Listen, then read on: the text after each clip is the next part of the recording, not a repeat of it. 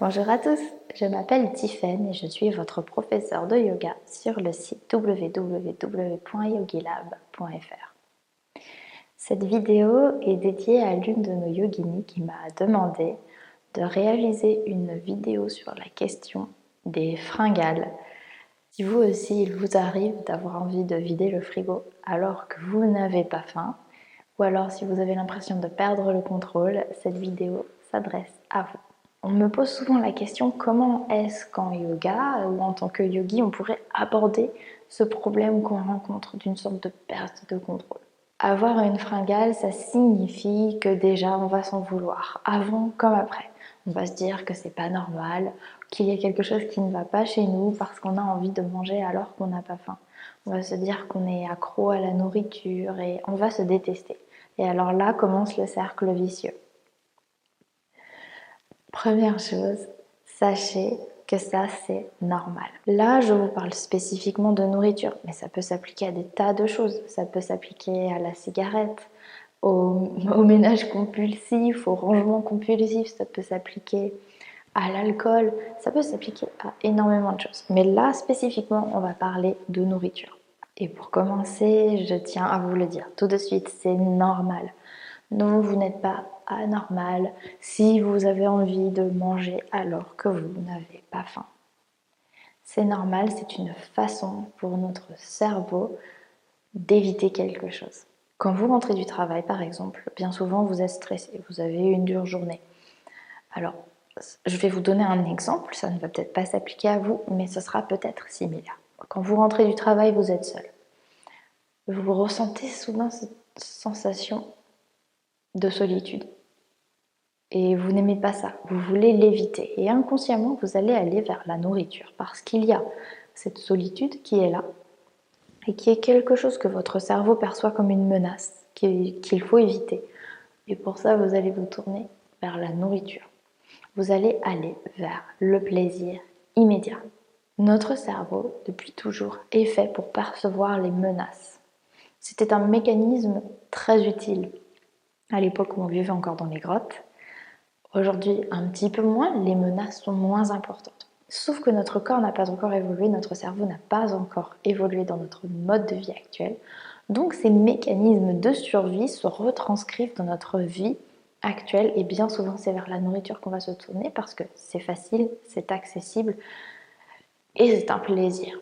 Pour notre culture, la nourriture, c'est un plaisir. Pourquoi est-ce que le yoga peut apporter quelque chose?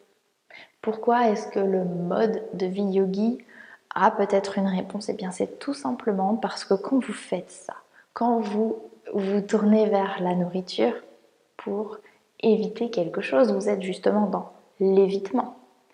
Vous ne vous écoutez pas, vous vous évitez. Vous évitez une sensation que vous avez perçue comme étant déplaisante. Bien souvent, c'est vraiment compulsif, c'est immédiat si vous vous tournez vers ce qu'il y a, parce que vous ne voulez absolument pas vous écouter. Et le yoga, au contraire, nous dit stop, observez, regardez. On arrête tout, on met tout sur pause pour laisser le silence dans le corps, dans les pensées, et c'est un moment parfait pour justement venir écouter ce qui se passe. Quand on pratique le yoga, et bien souvent en Shavasana, j'essaye de vous guider vers ça, on est l'observateur de tout ce qui se passe dans le corps. Et on enlève même les étiquettes, plaisant, déplaisant, bon, mauvais, bien, mal. On enlève ces étiquettes et on observe. Parce que vous vous êtes convaincu que, pour reprendre notre exemple, le sentiment de solitude est déplaisant et quelque chose de négatif, vous allez chercher un plaisir immédiat.